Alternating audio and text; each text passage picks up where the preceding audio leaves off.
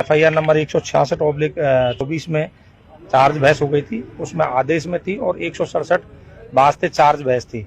लेकिन इस दौरान 24 तारीख को ट्रांसफर लिस्ट आ गई और जज साहब का ट्रांसफर हो जाने की वजह से यहाँ आरती माहेश्वरी जी आ गई उनकी जगह, तो उस वजह से आज तारीख पेशी होने के बावजूद भी आदेश नहीं सुनाया और आगामी तारीख पेशी चूंकि 1, 2, 3 कैंप कोर्ट उनियारा है और 5 तारीख को यहाँ डेट रखी है, 4 का संडे है, तो नियरेस्ट जो डेट है उसमें चार्ज आदेश, अब तो चार्ज बहस और चार्ज आदेश के लिए फाइल है। देखिए 2 अलग-अलग केस हैं, एक में चार्ज बहस हो चुकी कहते हैं वो भी अधूरी रही, दूसरे के अंदर अभी चार्ज बहस होनी थी, मतलब अभी उसमें नहीं हो पाई है। देखो ये कंटिन्यूशन में ऑफेंस था, दोनों में अपराध एक ही है, एक में सुबह की घटना है, दूसरे में शाम की घटना है। चूंकि पहली FIR जो 166 है वो भी रात को 9 बजे हुई थी और दूसरी FIR है उसके जस्ट आधा घंटे बाद हुई थी, लेकिन प्रकरण यहाँ 2 दर्ज होने की वजह से अनुसंधान में चार्जशीट अलग अलग आई है।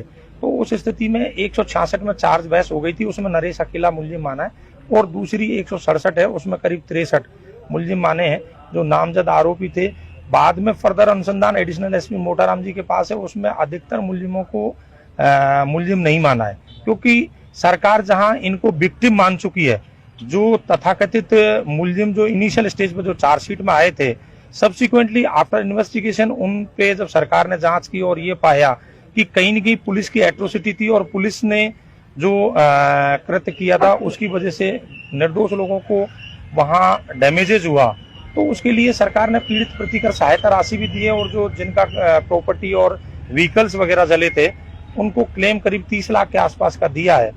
तो उनमें बहुत सारे इंजर्ड मुलजिम भी थे जिनको सरकार ने पीड़ित मानते हुए प्रतिकर सहायता राशि दी है। तो निश्चित रूप से जहां सरकार का ये स्टैंड क्लियर रूप से आ गया कि वो लोग पीड़ित थे, तो ऑब्वियस सी बात है कि माननीय न्यायालय भी इस बात को संज्ञान में लेगी। ST आयोग की रिपोर्ट है उसमें भी पुलिसकर्मी और उनको गलत माना था और इनका जो रात का जो स्टेप था निश्चित रूप से गलत था और उस पुलिस की एट्रोसिटी में जो इंजर्ड हुए थे, जो लोग हुए थे, उसी की परिणति है ये आपके सामने जो है। और निश्चित रूप से नरेश को शीघ्र बेल भी मिलेगी और आगे ये मुकदमा भी खत्म होगा, क्योंकि जिस स्टेज पे आकर के और पुलिस को ओवरऑल सारे इन्वेस्टिगेशन में उनमें सारी चीजें क्लियर हो चुकी है। 167 का स्टेटस क्या माना जाए इनका? नहीं, 167 का स्टेटस ये है सर, सब्सिक्वेंटली रात का इवेंट था, यानी नरेश के और SDM के बीच में जो तथाकथित कहानी है वो 12 बजे की हो चुकी थी।